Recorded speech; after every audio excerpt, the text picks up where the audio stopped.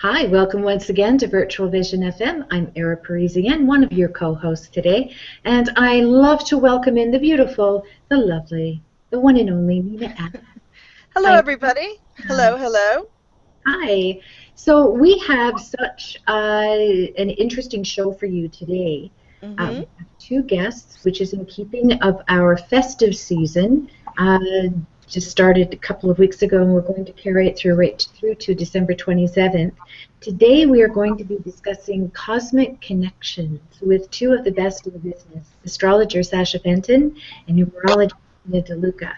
So what I'm going to do first, I think, just to refresh everyone as to who they're listening to. Sasha, if you would be so kind just to explain a little bit about what you do and how you got here to do it.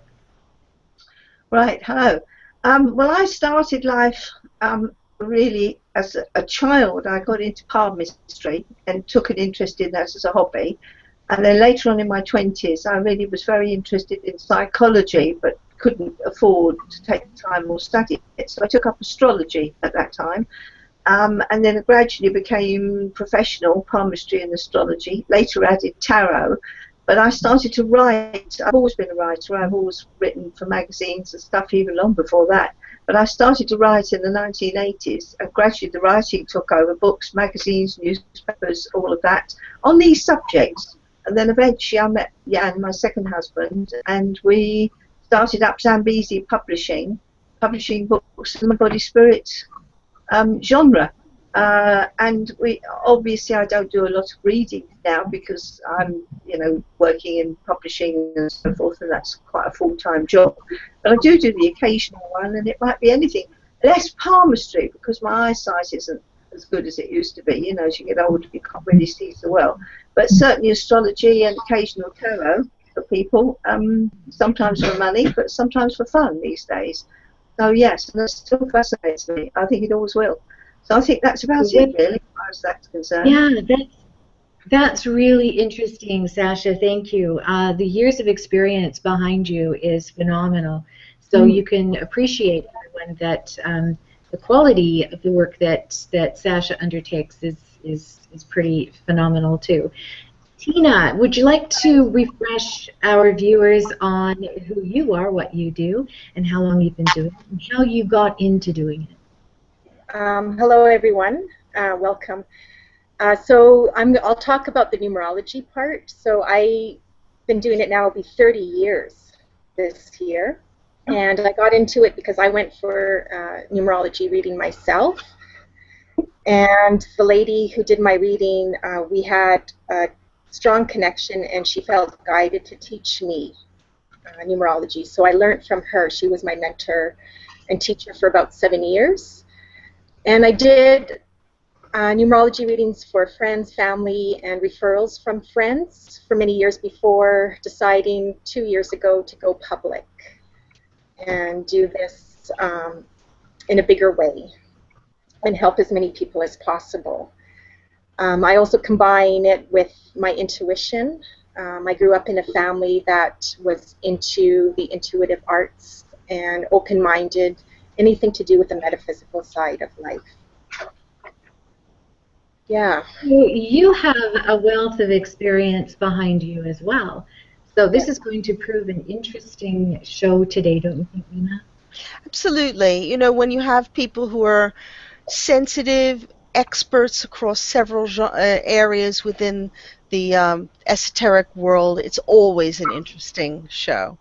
And the energy here is great tonight. So we're looking forward to our discussion around cosmic connections. Well, that's a really big topic, isn't it? Because it could go anywhere. It could go to connections. We think about relationships. It could go connections to, our relationship to the earth, or, what's happening in the skies, or what's happening generally for the planet and evolution. And maybe that's a good place to start off tonight. Kind of reflecting a little bit back on 2015.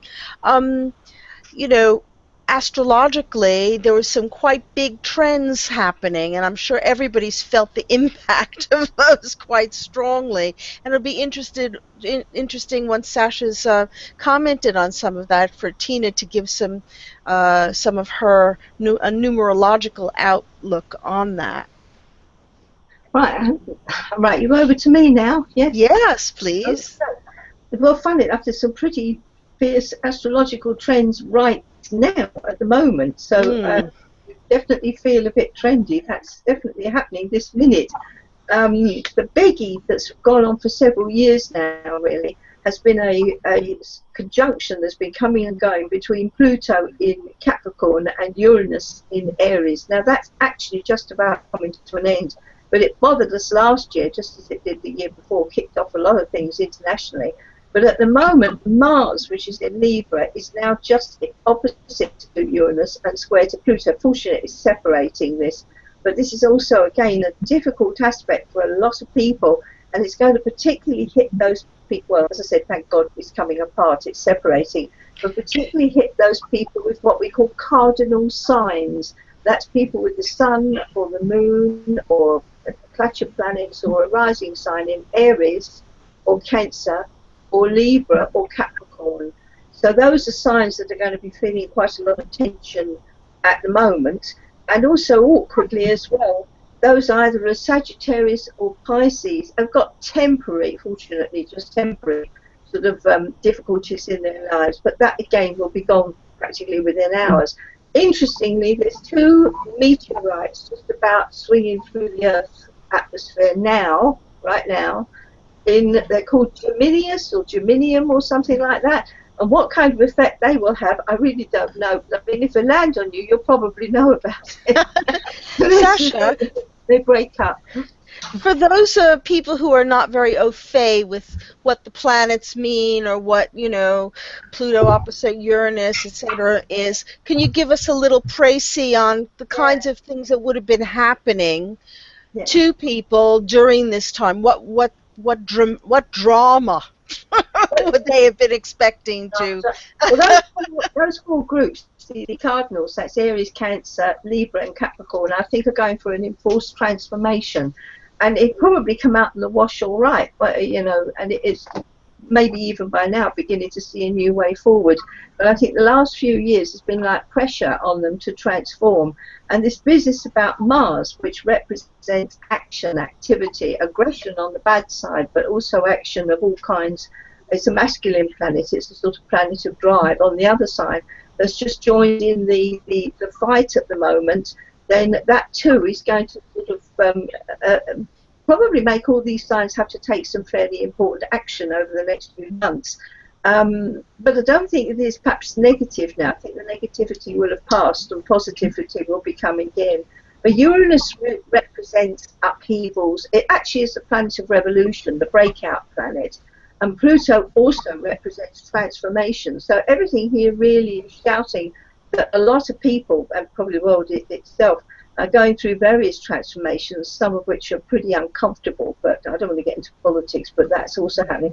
But on the second side of it, right now as well, there's another lot of tension going on, and that's really hitting quite a lot of people's spirituality, which obviously affects the people who visit or come to people like ourselves for readings. And even I, who don't do readings, 25 years I sat doing readings day in and day out, I don't do them that often, but I'm getting people coming in approaching me for readings right now, and I can understand it, because the mutable signs of Pisces and Gemini, Virgo and Sagittarius are also being squeezed at the moment. Again, once people have made those changes, got rid of the dross out of their lives and changed for a more positive future, obviously there's going to be an improvement. I'm sitting here holding a chart, that's why I've got my head down, by the way. I'm sort of looking at the chart as it is at the moment. I have the figures in front of me as well. But that's the situation as it is now. Having said all that, there's a lot of positivity here, particularly for love, oh my goodness me, and sex, and relationships and affection and love of friendships as well, love of friends, and home life. And there's some good financial benefits as well to quite a few of the signs coming up too. And long-term things that take a lot of sort of effort and putting your mind to it will work out pretty well. And artistic, creative, musical, spiritual, things that are perhaps not so practical will work out very well and give people a lot of pleasure over the next few weeks. So it's not all bad, not all bad at all. There you go. That's it as it is now. Thank you, Sasha. That's a Yeah. pretty good, pretty accurate summation of a lot of the upheaval and transformation that I know myself, my clients, and a lot of my friends have been going through. And the other thing that I noticed with the Pluto, of course, is that anything that was buried for a long time has wiggled its way up to the surface, and you thought you'd left it behind, but if it was unfinished, boom, there it was. Unfinished business, and also Neptune as well. It doesn't necessarily hide things, it tends to reveal things, and that's also swinging into action. So yeah, anything that you thought that you could perhaps bury needs to be taken up and dealt with, I think. But there's good news as well here. There's a lot of things to do with love and affection, friendship, passion, all of it. It's all good stuff, and we all need that in our lives, don't we? You know, Indeed we do. Tina, Right. what about your take on 2015 and kind of where we are in ending up this year? Okay, so 2015 adds up to number 8 year in the calendar. And so it represents achievement, success, the ego, karma, go for it kind of mentality, and being persistent. It's a good year to find solutions, like not giving up on anyone or anything. It's also a strong male energy. And the downside of that is, with the ego is maybe being too confident or too cocky in your views and in your mannerisms. So you can be persistent in a good way where you don't give up on your dream or your goals. Or the negative part of that is maybe going about it the wrong way and pushing people's buttons the wrong way, like pushing your own agenda without thinking about the impact it might have on others around you. It's also about finances, big business and corporations, such as banks and any companies that operate on a large scale. It has to do with the law of attraction. It has to do also it is a sexual energy as well. And it can be, so wanting to express that part of you.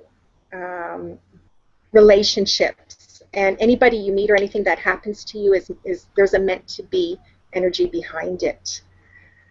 It's also, it can be violent, and the kind of violence is mostly related to guns. And also about rebelling and going against the grain. So it can be violent that way. That's really interesting because Sasha mentioned Mars and Uranus as being quite strong, and Mars rules guns and Uranus rules rebellion and revolution. Yeah.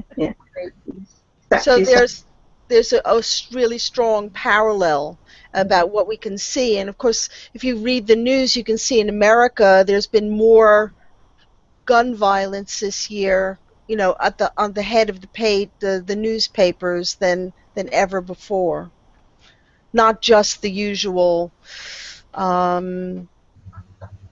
debate over, firearms being lawful, etc., but real shootings, in public places, in schools, in institutions, once again. Yeah. What's really fascinating about all of this is, Sasha, you led it off with a time of transformation, which is always a positive thing, but it might be expressed rather uncomfortably. And yet, you know, it's still a positive. And I think that's what we really need to take out of that message, is that all change is good. If we're not changing, we're stagnating. And so transformation and change, I think, are the keys to our ultimate growth, and we should never really fear them. And I love the message that you provided. Seeing with people is that they're coming out of stress by developing courage. You know, you never, I think, you learn whether you've got any backbone in times of stress. And I'm seeing people around me who've tended to give away in the past. But, you know, like you were talking about numerology, number 8 year is also, and I do understand numerology as well, we all do to an extent, is time when you can't back down and give up. You don't fight necessarily come out fighting, but you've really got to sort of, and this is this Capricorn business, and at the moment today we've got Mercury in Capricorn, the Moon in Capricorn, a lot of planets sweeping into Capricorn. So if you've got something that you need to kind of make happen, or dig your heels in, or put up with, or get on with, don't mean put up with like in a relationship, perhaps with a job that may be going through a difficult phase, it's probably better to grit your teeth and do it, because out of it will come some sort of self-development, I think, and transformation. Next year's going to be quite different anyway. The planets will be doing something totally different. Yeah, but I think too, what Tina, what you were saying, really marries itself to what Sasha had just said, and that is that masculine energy in the year 2015. And so that has had its way with us in 2015. So now I'd like to shift gears, and I'll start with Sasha like I did before, and then go to you, Tina, about what is coming, what is probable for 2016. Sasha? Well, perhaps you might want to do this in parts. I only a suggestion, but I've actually written the stars like for a magazine type of thing for you, you know, for each sign. So if I read out 2 or 3 signs and then maybe give Tina or Nina a bit of a go and then come back and do a few more or something, how would that suit you? Would that be a good idea? Because yeah, sure. That, as long as they're reasonably brief, that would be perfect. Okay, right. Well, let's see how far we get in it. I've got for Aries, upheavals do continue, but less problematical than in the past. And September and December will bring some expensives, but there's good times as well, and a good time to take chances this year. So you can take some chances.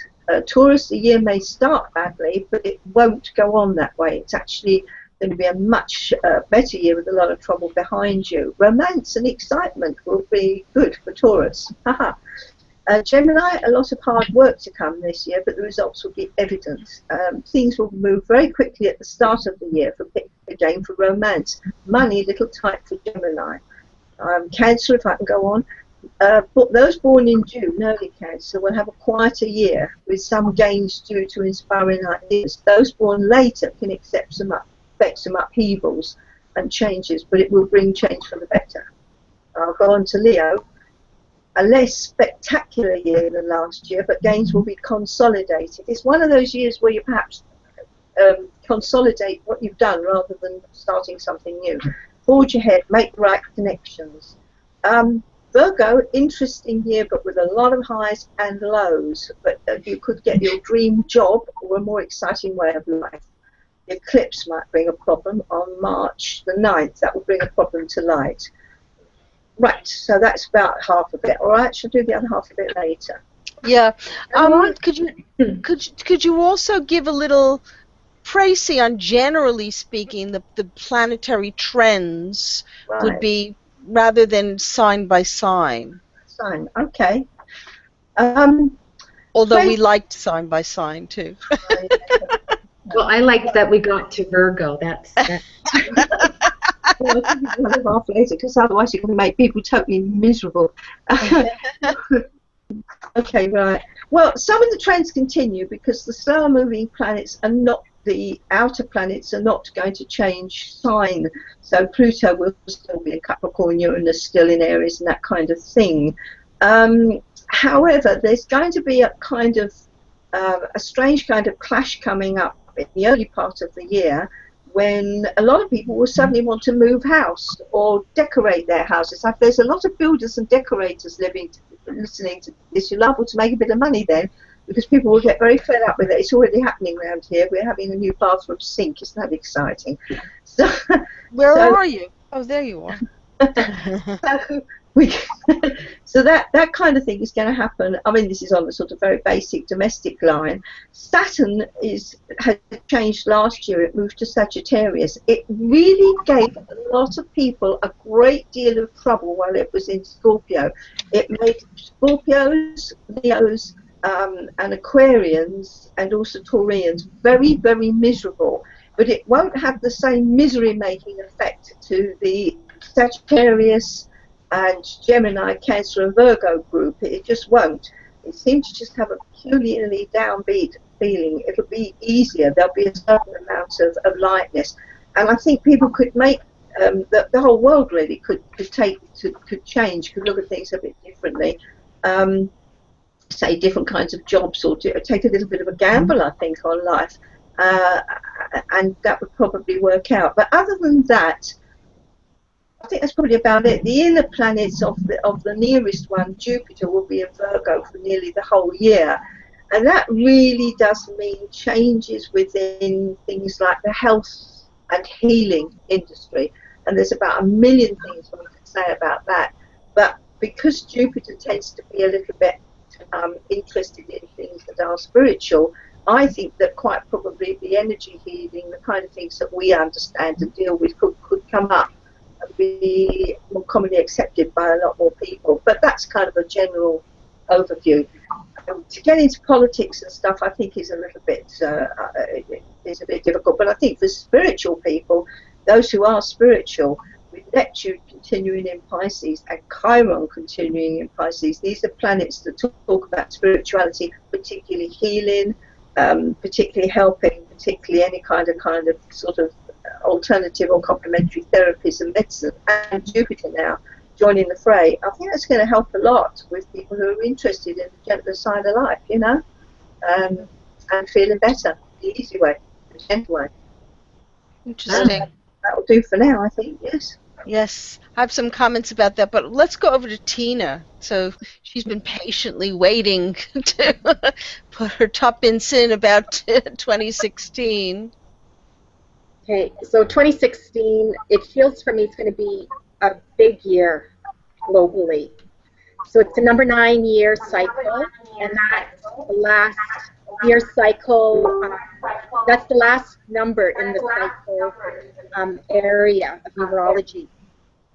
So it's a universal number, so it encompasses not only planet Earth, but the universe and beyond.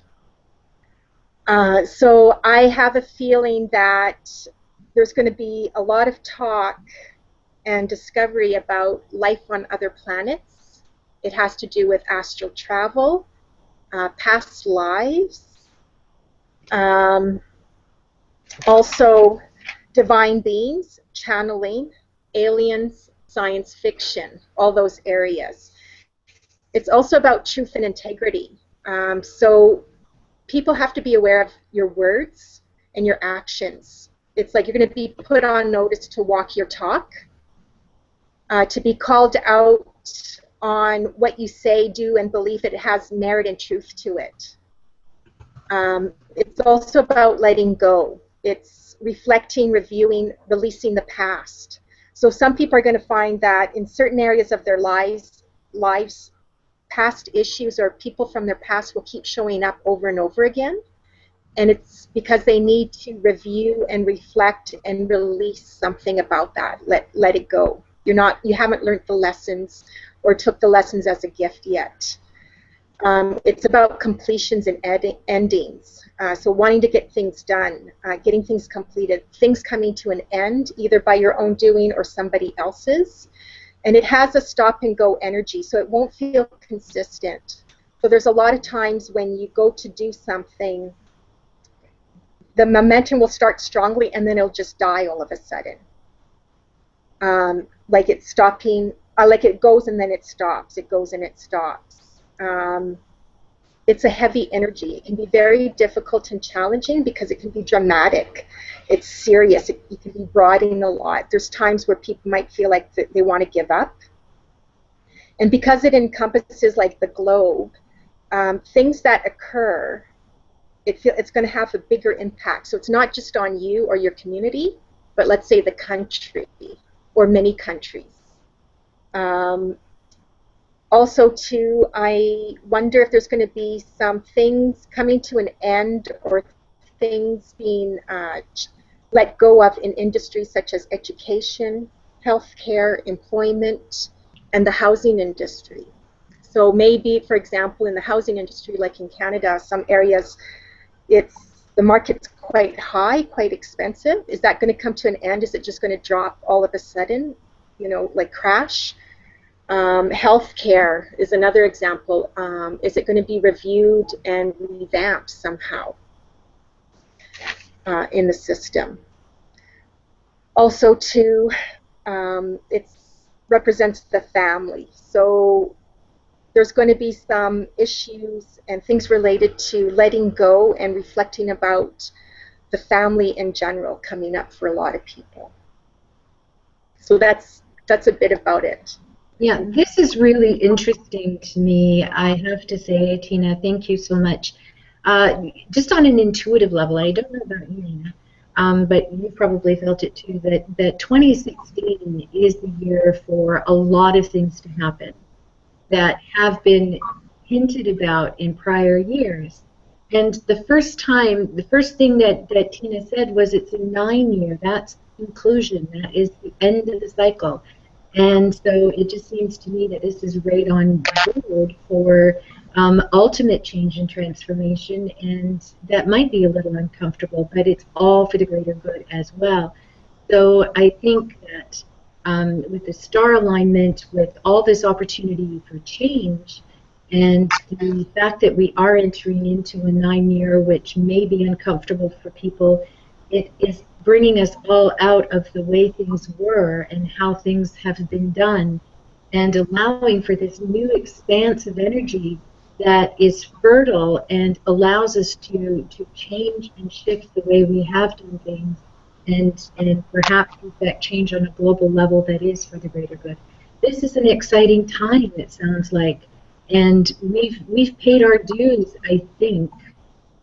At least it feels like we have, but this is extraordinary information. I have to say that. Now, I know that Sasha had more to offer on this, did you not? You had a little bit more on 2016? You're right, you're coming back to me. I'd actually like to ask Tina a question about numerology. Sure. This is a good opportunity. When you're doing, or not me, but a numerologist is doing a year ahead or a forecast for a person, do you take the year number from the beginning of the year, like January the 1st? Do you take it from their birthday, or do you take it from some other time? Say if you're doing a reading for somebody. So for their cycle, I take it from their birth dates. So I use their birth month, the day, and the current calendar year. Right. And then I tell them it usually changes 2 months before their birth month. Right, I see. If your birthday is, let's say, in September, your cycle actually starts in July. It starts to change in July. To kick in before. Yeah. Oh, right. Okay, fascinating. So I've heard different things, and I just wondered on that. That makes actually perfect sense, Also, there was something else we were saying, which was just getting to me astrologically. We're talking about particularly things like services, governmental things. And honestly, Canada, I know you do have a health service. It's not quite the same as ours. Ours is under a lot of pressure at the moment, and I understand yours is as well. But with Jupiter there, it could expand this in some way. It's in Virgo, which represents absolutely the health services in any country, any part of the world. So I think you're absolutely right. Astrologically, that is going to create a change, and perhaps a new vision as well, which is needed. Also the North Node, that's coming onto karma. So it looks as if there could be some sort of karmic change with regard to health matters as well around. Just an odd comment or something that picked up in my mind. Can I add something to that? Go ahead, sure. Yeah. So the thing is, I can only speculate, right, in certain areas, but some positive things you know, coming to an end, let's say in the health industry, is like relying on just the Western way of healing. It could, you know, be about starting to incorporate Eastern styles like meditation and alternative therapies. That's what I'm seeing. The housing industry, like, yeah, if it crashes, the good thing could be like, or, you know, the positive thing could be like, okay, making it more affordable, housing homeless people, that kind of thing. So there's a positive to all this. I don't want people to, you know, get freaked out because it's a year about endings and letting go and changes that way. What I find vastly interesting here is the overlap of results that emanate from the field of astrology and correlate to the numerology aspect of things. So, you know, you're both agreeing. And what I love about this is that you both have come up with very positive results. And that I love that about the expansion. So thank you for mentioning Jupiter. And, you know, Tina, I did not take what you had to say about 2016 in a negative way at all. So, you know, I don't think the viewers did either. But, you know, it's a fact that in order for belief structures to change, they have to be dismantled, and then new ones have to be built. So, you know, it only stands to reason that some things do have to come down and fall, and 2016 might be an ideal way so that an expansion can occur in ways that we have yet to tap into. And I love the discussion between the two of you regarding the health field. Can you imagine? Can you imagine having holistic medicine as the benchmark, as the mainstay? That would be absolutely phenomenal. Nina, did you have something to add? Well, I was going to talk a little bit about the controversy between alternative and complementary medicine and Western medicine and Pluto and Capricorn, because Pluto and Capricorn is about transforming large government institutions, of which the NHS for the UK is a big government institution. And when something expands, it kind of stretches and allows things to come to the surface. And of course, there's been a lot of more official things about Western medicine. Even though they try to debunk alternative and holistic, all of a sudden there's more in the news about how most deaths are caused by conventional medical treatment, how there's a lot of looking at big pharma and how their control over things in a completely new way, and the dirty tricks that they've used to misrepresent statistics and figures to the public in order to promote their medicines. And this is all Pluto and Capricorn interfacing with this Jupiter in Virgo. And I think that there's going to be more and more on this coming out, particularly through the internet, through social media, which is also kind of a Jupiterian expansion, global networking sort of arena, isn't it? Mm-hmm. One thing I would like to ask both Sasha and Tina is, because you're just loaded with all this information and the possibilities are, sort of right in front of you on your desk every morning, do either of you write a monthly newsletter at all that speaks to what's coming up for the month? Having done that for many, many years, at the moment I'm not, but I think it's actually something we ought to do. We were talking about this the other day. My husband, he's sitting here next to me as usual, that we ought to be putting onto the website. And the thing that I've sort of written for this program, and anybody else that might want it for the beginning of the year, I think was stick on the website. But it's something I did do for many, many years, and it's quite difficult because you're doing something generalised for a lot of. I know Tina knows exactly what I'm saying here. You're doing something which is generalised for a lot of people, and yet trying to pick up the things that will affect people. It's a bit of a difficult road, that one, to travel. I just wanted to get back to something else. You were saying about new we were talking about technology a second ago. Aaron just mentioned things like the social media and the whole thing, and I'm a dreadful technophobe, I must admit. But for some years now, we've come back to Uranus. Uranus being novelty, new ideas, original inventions and so forth, is in Aries, the quickest, fastest sign of the universe, the first of the zodiac, sorry, the first sign of the zodiac, the one that represents sort of new beginnings, childhood, and trying something new. And it's been there for quite a long time. And my goodness, can't we just feel it with all these new developments coming up all the time? And it's going to be there for a good few more years, so there'll be a lot more innovating, and then it will consolidate a bit, by which time maybe I'll even catch up, you know. But it's astrologically quite fascinating.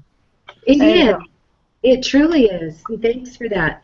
Tina, what about you? Do you offer a newsletter, a monthly basis, semi-monthly basis? I don't have a newsletter, but on my Enlightened Energy Facebook page, I do write a monthly forecast based on what the number is for that month. Oh, so I do that on a monthly basis if people want to read this on my Facebook page.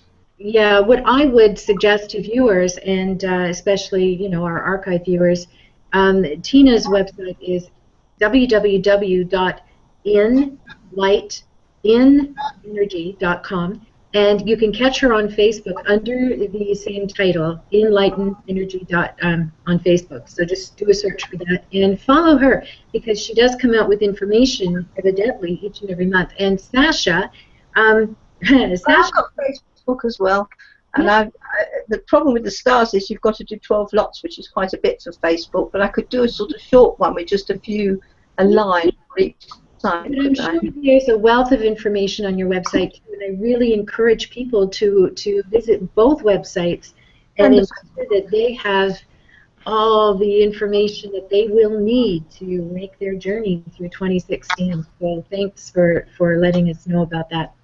Now, when it comes to numbers and astrology, there are certain things that can be identified as possibilities that may crop up to individuals. Now, this is a little more work to try and figure out, you know, what's going to happen on an individual basis. But if people supplied their birth date, perhaps there is a little small forecast that can be offered here, a brief one, just to let them know what might be coming up for them. Is that doable? Yep. Yeah, just very briefly, yes. Yes, okay, so I would encourage all viewers that here in the chat room, just type in your birth date. Do you need the place? Do you need the region, or? No, I haven't got the computer set up for this, but what I can do is just quickly look up the ephemeris for their birthday. Can you? Yes, okay. So just use your month, day, year, and we'll see what the numbers say for a cosmic connection to you, as well as the stars. Right. Right. Well, Alfie says hi, and he's saying he's a Sagittarian, and things have been very fiery for him this month. And he's very interested in the planet Jupiter, and he's been wearing purple a lot, and he wonders if that has any any significance. When's his birthday? I love it. It was very purple. I remember there was a Sagittarian lady, an astrologer, who dyed her hair light purple. You know, I don't think it's that unusual. Right. Well, Saggies, all the Saggies that I know are certainly going through a great deal of pressure at the moment. And it's not just this month, but at the moment you've got a number of things going on. The one is Saturn. Now, Saturn is so much the opposite of Sagittarius. Sagittarius is about having fun. It's yeah, sure, it's spiritual. It likes to look at things on a fairly deep level. It's interested in education, and it's also got a very strong sense of justice. So you find Sagittarians are quite often in the law, you know, not lawyers making money type of lawyers, but lawyers who are actually interested in putting the world to rise. and you do get that as well, but they also have a sense of fun. And such an old misery, really, a planet of kind of growing up and putting all these cliches, shoulder to the wheel and nose to the grindstone and all that kind of thing. So I think that any Sagittarius that can actually find a little bit of ambition in themselves will probably do quite well this year. Those who want a laid-back year won't won't get it. That's really it. And wearing purple, I think it's a brilliant idea. I think wearing sky blue, whatever you want to wear is. But purple, as Nina will tell you, it's associated with the upper chakra, isn't it? The crown chakra. Yes. So perhaps the Sagittarian really does want to do some spiritual development here and to start using that crown chakra to, whether it's channeling or whether it's healing or helping or whatever it is. Interestingly, just as a kind of a slight side issue here, I'm getting, Nina, you'll be able to tell me this, and maybe Tina and Ara as well, a lot of people are getting very interested in Reiki healing now, particularly Reiki of various different kinds, and that strikes me as being something quite Sagittarian because it's very international, isn't it? It's come to us from Japan, and it's a particularly nice, gentle form of healing. So I think if you're purple Sagittarian here, wants to work hard and learn something, perhaps you should try and take up the trend of the Reiki. Maybe it's a slightly amusing comment, but I do mean it, you know. Well, you are tuned in. I mean, Alfie, who has asked this question, and thank you very much, Alfie, is a healer. So I don't know if he does Reiki healing or what kind of, he does spiritual healing, angelic healing, and energy healing. So he's already there. And purple is the color of spiritual power. So if you're wearing a lot of purple, it means that you're grappling with all the nuances of what spiritual power is, how to use it properly, and how to wear that energy and be in that energy comfortably. Yeah, coming into the aura, isn't it? Pulling it into the aura. Yes. And for Tina, Alfie's birthday is the 29th of the 11th. Yeah, 1988. Right. So I'm going to guess he wants to know what kind of year he's going to have. Yes. So his cycle, so he's in a 22/4 year cycle, and that's getting down to work. It's serious business. Wanting to simplify, get organized, get things together to create some sort of stability and foundation in his life. It also he has to be aware of a core mentality. So not only, it can go in different directions in different areas of his life, but there'll be times where he might feel he's poor financially, poor as far as support, not getting the resources he needs to move forward or to achieve some sort of success. You could feel poor in time, like he's running out of time. He doesn't have enough time to do this or to do that. Always aware of the clock. It's also wanting to create some sort of consistency in his life. So he may want to follow more of a routine, whether he's like that or not.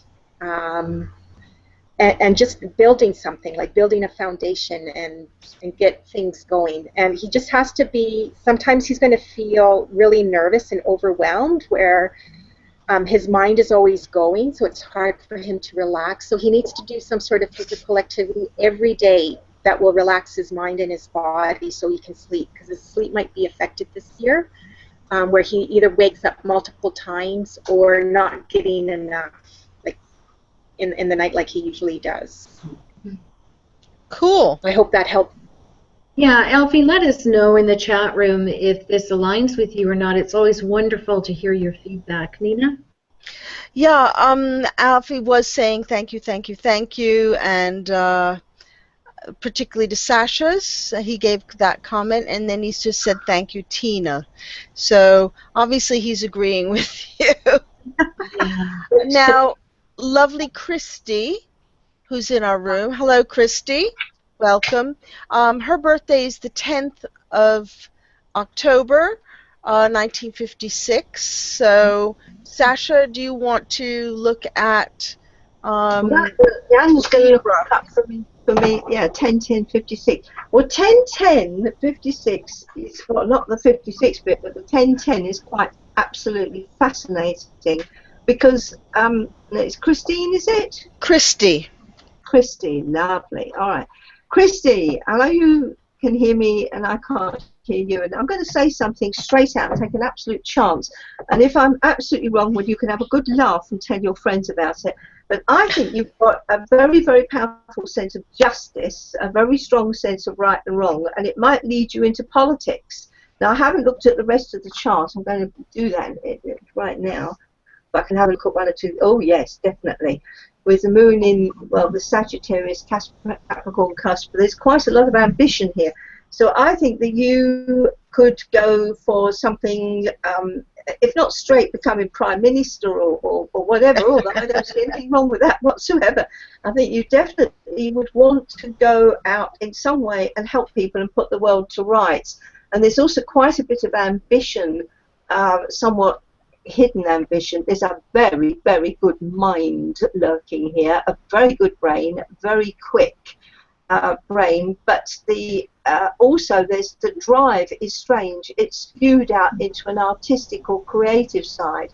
So we have a mind that is split straight down the middle between being very particular, very good at detail, perhaps remembering things like hallmarks or antiques or something like that. It could be anything really that is detailed, and yet at the same time we have this huge desire to do spiritual, creative, artistic things as well. And I think you're a bit too nice, honestly.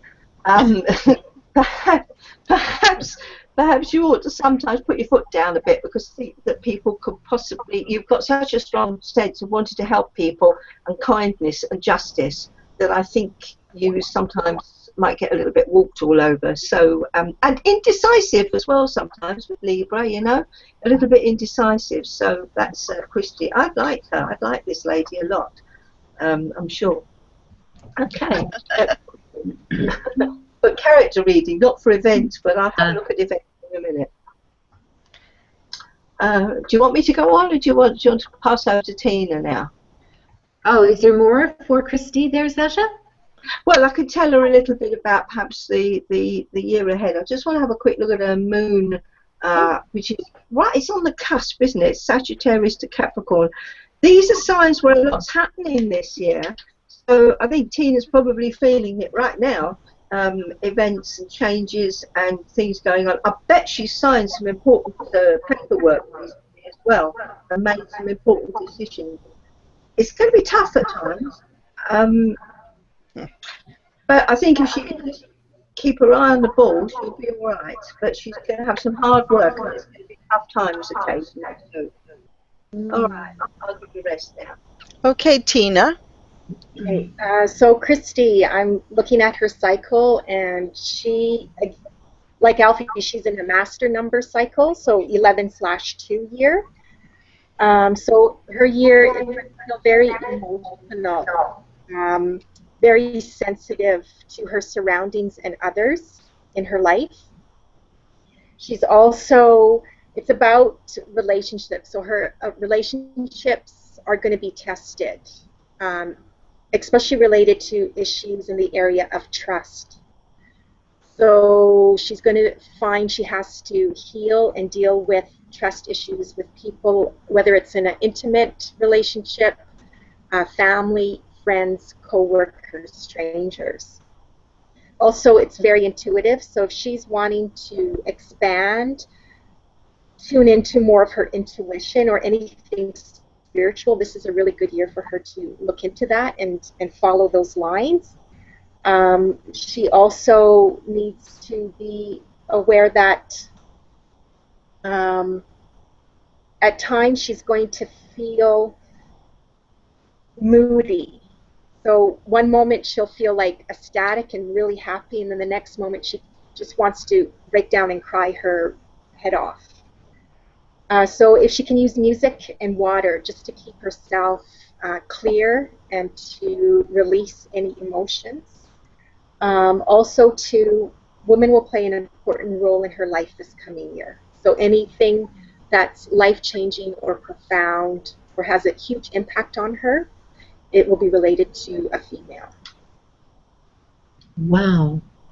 Christy, thanks Tina for that. Christy, if you would like to add your feedback to the chat room, it would be wonderful. Oh, okay. Let's do that. I just saw Tina's message in the chat room. And Paul, Sasha, if you're ready. Right, yeah. The name is Paul, and his birth date is March 29th, 1972. Right, okay, right. Well, my husband's looking it up, but for the March 29th. Oh, the poor man. I had a cousin who was born on the 29th of February. No, that was sorry, I've got that mixed up. February was just a leap year. The poor devil only had a birthday once every 4 years. The 29th, they still get a birthday every year. Now that's Aries. Which again, strangely enough, can be quite a political sign as well, a sign of wanting to change the world for the better. So there's nothing horrible sitting on that particular point of the zodiac this year, at least. So that's good news, because there has been, the last few years, there's been times which have been quite tough and quite transformative in perhaps even unexpected ways. But now should be a lot easier. Interestingly, where are we? 1972 March. Let's do two things at once here. There we go. Oh, another cuspy one. Right on the cusp of, depending on the time of birth, hard to say, but it looks like it's either Virgo or Libra moon. Very likely Libra I would plump for, because that will come up fairly early in the morning. So we're looking at a Libra moon. Okay, and we've got here an Aries. This is a bit of an opposition there. Well, just a comment. If somebody tends to be born as Paul is, with a full moon going on, which he was, that sometimes means that the inner personality and the outer personality are quite different. So although the Aries is quite assertive on the outside and appears to be very confident and so on, the Libra moon is really looking for harmony, compromise. It's looking to smooth things over. The other thing that I found with people with the Libra moon, and I don't know whether Paul would agree with this, is they have a very good sense of making a nice home. I'm not talking about just this year, I'm talking about for the whole of his life. They tend to want a nice home. They're quite into sort of furniture and making things attractive. Maybe unusual, not necessarily conventional, but will spend a lot of time and money on their home because they need to relax. Their nerves can be shredded and they need a decent home. Let me see what else I've got here, just having a quick look through. A quick mind again. A very loving, warm nature there. And Paul needs a very a reasonable, sensible, decent lady in his life, but warm and loving and very much sort of family person. But he also needs at the same time mental stimulation. So he tends to choose his friends from those that excite him and interest him. But he's got a Mars Saturn. He's born with a Mars Saturn conjunction. So at times, this year is going to be, as Tina's saying, a push-pull year. Paul, you're going to really feel it, because there's times when you want to belt ahead, and there's times when you suddenly feel, oh no, I've got to pull back, and you're going to find yourself a little bit again pulled between those two extremes at times. Having said that, compared to quite a lot of other people, this should actually be a much better year for you generally. I don't think you're going to feel that much strain this year. I think you're going to be able to relax and feel a bit more comfortable and build in some things like, I don't know, holidays, pleasure, things like that, as well as all the serious stuff that we all have to do from time to time. I don't know if that's any use, any help for you.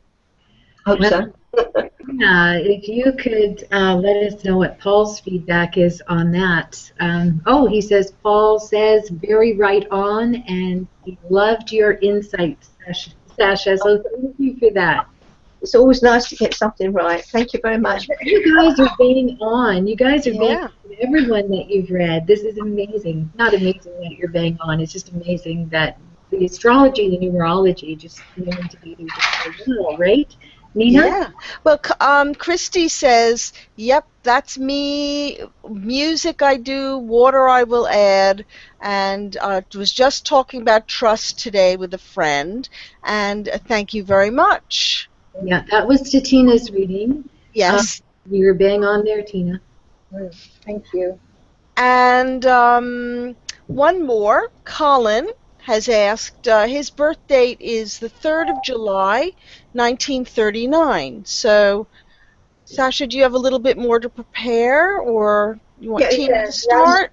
Right, tell you what, give it to Tina for a moment because Jan's looking it up for me. Okay, thank you very much. Okay, so that's for Colin, right? Yes, thank you. Yeah, so Colin, oh, this is a tough year. Sorry. No. He's in a 9-year cycle, so it feels like he's got at times the weight of the world or a lot of burdens on his shoulders. So trying to get rid of stuff and trying to release and let go. Also issues and people from the past coming up, it's like it can't get away from you, and it's because you need to heal that. So it's more about you looking at, from your own perspective, what it is that you need to heal with that person or with those issues. It's not a good year for anything new, so try not to start any new goals or new plans or new ideas. If you do, you'll find that it won't go anywhere. It'll fizzle out or come to an end on its own some way, somehow. It's completion. So if you have any projects or issues that you want to get done and out of the way, this is the year to do it. Be aware of your moods because you can feel really sad or really angry at times. And hanging on to those emotions. So you just have to learn to release, let go. That's going to be your 2 big words. Also, I don't know if he has an interest in things that have to do with astral travel, other life forms, past lives. This is a good year to explore that. And also, I'm wondering if he is also interested in issues and matters that have to affect and impact people on a global level. So that's what I want to say, how his year has been so far, and it's going to be until next July, so next May 2016. Cool. Well, thank you very much for that, Tina. And Colin, we'd love to hear your feedback on Tina's insight into 2015,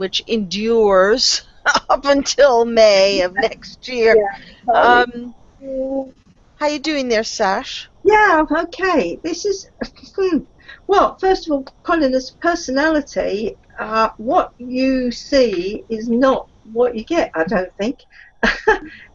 You've got more layers than an onion.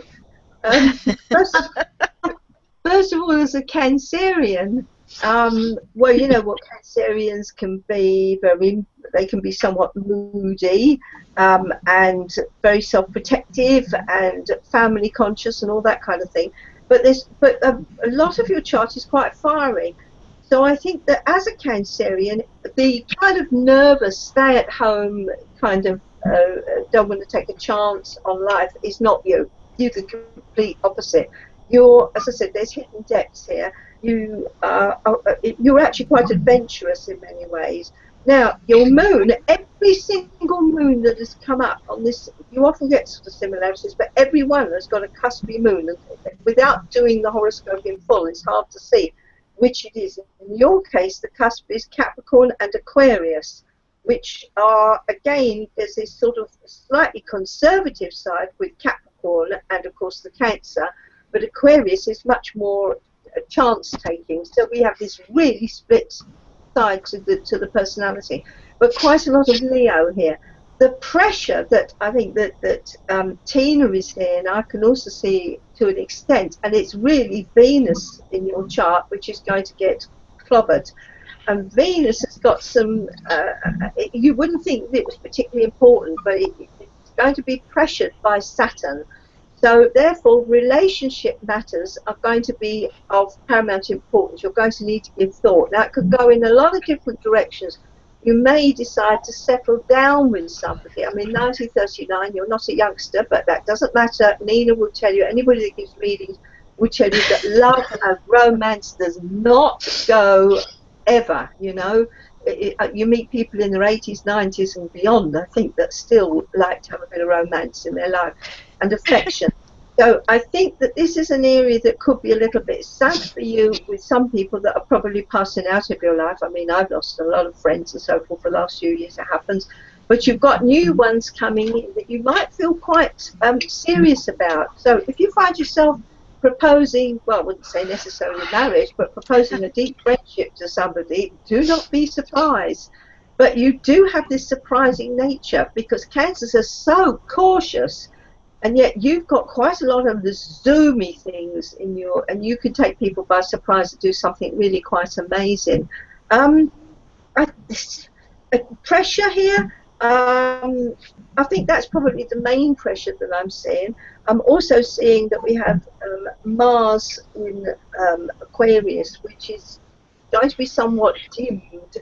So where you want to go ahead with things. I think perhaps whether it's finances, that's also not going to be particularly easy this year for you. You're going to have to wind yourself in a little bit financially.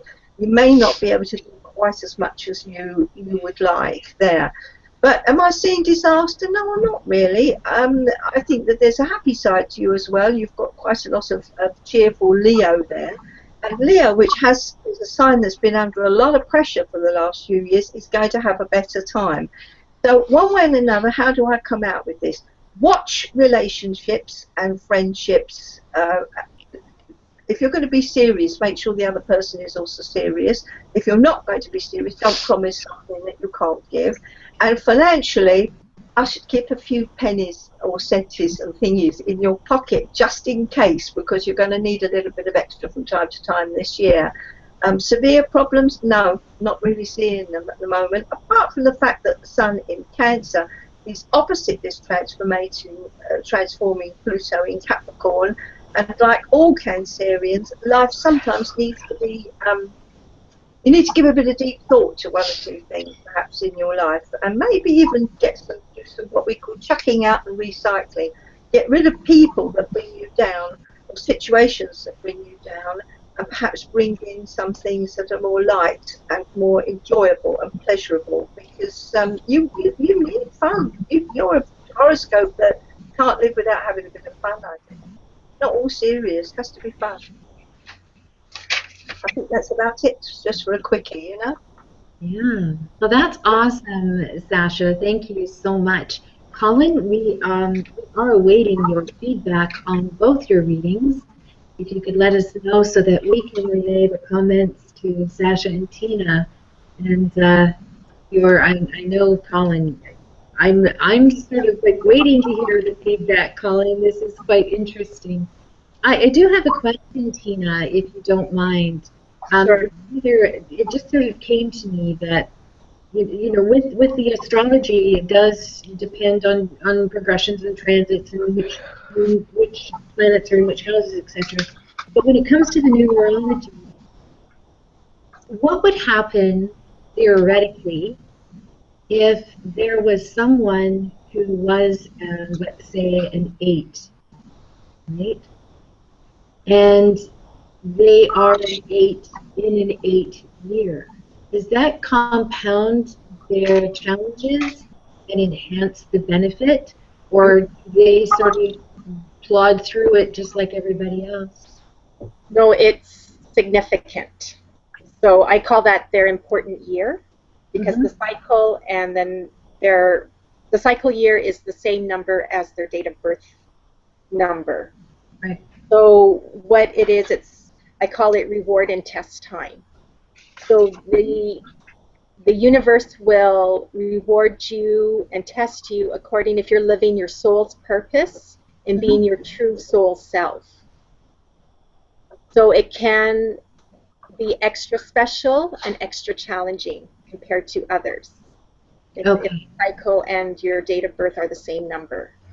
Yeah, I just wondered about that because, we're talking about all these birth dates, and then there's that champagne birth date, right? When your age is the same as the day of the month kind of thing.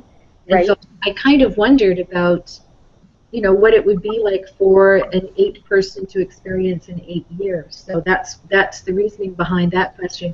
Now we do have some feedback from Colin here. He says, "Thank you. Not aware of trying to let things go. No knowledge of trying to avoid people from the past. Astral travel, yes. I am a mental color therapist.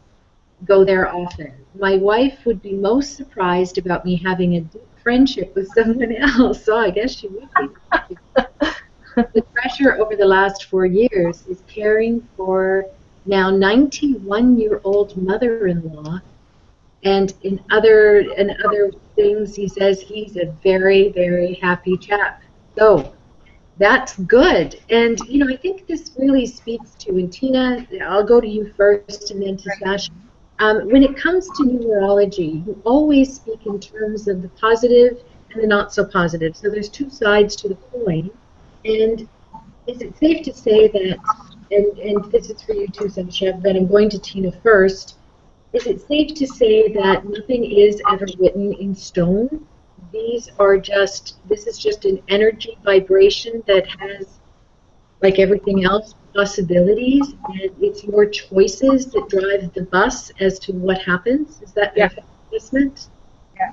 Yeah, exactly. Yeah. So you always have free will. So I can share the meanings and the messages behind the numbers, but it ultimately comes to you and what choices and what kind of energy you yourself want to put behind it or with your life, what direction and choices you make.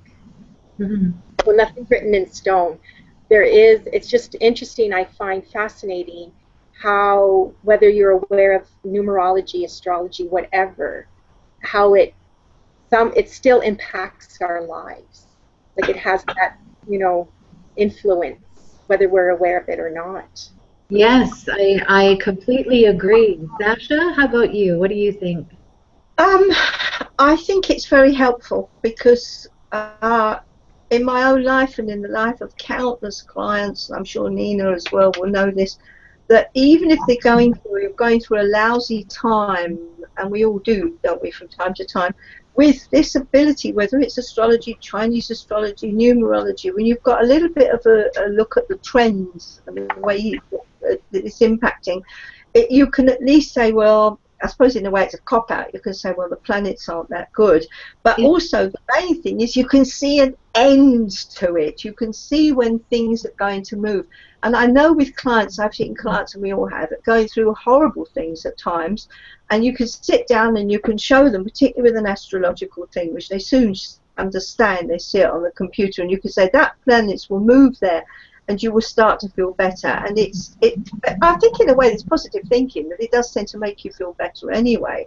But when you know that that's going to come to an end, I mean, we go back to this business of the fixed signs, Leo, particularly Scorpio, Taurus, and Aquarius. For the last year, and not the year before, particularly 1914, sorry, 19, not the year 1914, wasn't a good year for anybody, I tell you. Hello. 2014 and 15, that in the early parts of 15, these were very stressful times for these particular signs, extremely stressful for some reason, and anybody that you know will say that. But that is, again, and we were able to say as astrologers that really is, and it certainly is easy, and it does tend to make you feel a little bit better. That's the main thing, is there's hope. What was it that without hope, really, you need hope. That's the main thing, isn't Well, it? it's wonderful that there are avenues that we can pursue to look at possibilities rather than probabilities, and to know that we're still in ultimate control.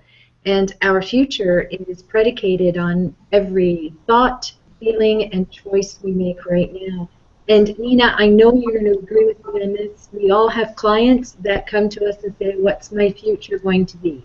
And Mm-hmm. what I just said is typically what I tell them, that it's all up to you. The stars and numerology, definitely, what powerful tools to help us on the way. But ultimately, it is our journey and it is our choice. What do you think? Yeah, and I think that's a really good point, to kind of bring this all together. When we look at the stars, we're looking at our relationship to the cosmos, to our cosmos. This is our personal cosmic connection, to our planets, to our Earth, to the people within us, to the energies that we are. And this is the material that we have to work with, and where our learning is taking place. And numbers are a very, precise and magical representation of energy. They're both coming together, and I love the astrology and the numerology together work so well.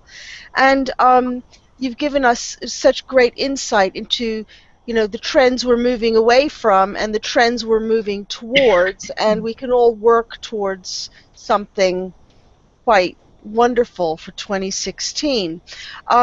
If anybody wants to have a reading from these lovely ladies, then you just need to go to their website. So for Sasha, it's www.zampub.com, and for Tina, it's inlightinenergy.com, and all of their contact details are there, and we'll probably put them on our website as well. And I'd just like to end this on to ask you for if you're going to give one positive thought of guidance for people handling 2016 based on the numbers or the stars, what would it be? Wow. Tina, you Yeah. go first. Good on the spot. Pardon me. Okay. I would say, geez, I'm trying to think. What would be a good thing for people to take in? It's a 9 years. Forgiveness. I'm going to say forgiveness. It will be a big part of um, finding your center and healing and moving forward eventually when the time comes. So forgiveness. So especially with yourself. I'm coming up with Thank something. you. Yeah, I'm coming up with something really quite interesting here. We're all international people, right? We're all reaching out to across the world because the barriers of the world are going, and regardless of all the stuff that's going on out in the world, we know about the politics, we see it and hear it. I think that really the message I would say for absolutely everybody, particularly during the first and the central part of the year, is to reach out to friends and relatives and people generally in friendship and in love and in affection and in business and in every other way globally across the world, and to try to understand different people of different kinds and backgrounds and colours and shapes and sizes and ages and everything, because there is quite a strong international link, a good, positive one coming up for the whole world. Well, a nice change, isn't it? Do you have to say something? Yeah. We, above all people, can really tap into and enjoy it and perhaps do a bit of good to the world as generally, And there are people that go around sort of like with crystals and things, actually healing the world, healing the earth and so on. And now we're beginning to look at climate change. We're beginning to look at things globally at long last. And long may that, and for us as individuals, I think really a lot more perhaps foreign travel with connections for business, friendship, holidays, whatever. But I can see, globalization on a nice way, not on a nasty way. That's a general view for you, but that's showing up. What a wonderful way to end. I mean, forgiveness and what you have said Sasha, it just sort of all comes together as love. You know, we have to start loving one another. We have to start definitely loving ourselves unconditionally. All you need is love. Yes, you know, Do, that is do, the do, do, do. only thing that matters. I'm not going to sing a cappella. You know, it's the only thing that really matters. It's the only thing that really heals. And what I love about today's show, and I really want to thank both of you, Sasha and Tina, is that, you know, the council has always taught me that everything is energy. There is nothing that is not energy. And the planets, as Nina so rightly said, their energy and their movement is energy. And the numbers that we've been talking about are energy. And isn't it interesting, if anyone wants evidence of that energy in our lives, you know, you've just had it today, because the energy of the stars bang on to the energy of the numbers. Everything corresponds, and it's about time we started paying attention, because these tools are meant to help us. Help us what? Help us discover or rediscover that which we truly are. And until we do that, we cannot love authentically. And if we can't do that, we cannot be a driving force or have an impact in the world in a positive way. So we all owe it to ourselves and to each other to get on with it and do that self-discovery. Thank you so much, Sasha. Thank you so much, Tina. You have both been amazing. Look at the remarks from the chat room. Everyone has had a blast, and your information and readings were bang on. Thank you again, as usual, Ms. Nina, for being wonderful and being here and helping out today. I mean, you know, it's all about the co-hosting, right? That's right. Next week, we are here doing readings. Can you believe that? And there is an additional surprise. Nick Humphreys, another one of our co-hosts, is back on the air with his show, Feeling Closer to Spirit. And he's going to have a live audience.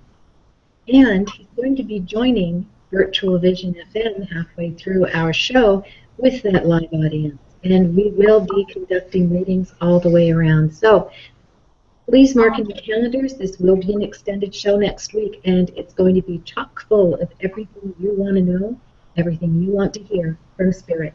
Thanks, everyone, and I hope that Tina and Sasha will come back and visit us again in the very near future. And Nina, I'll see you next week. Your platform for all things spiritual says goodbye. Goodbye, everyone. Thank you.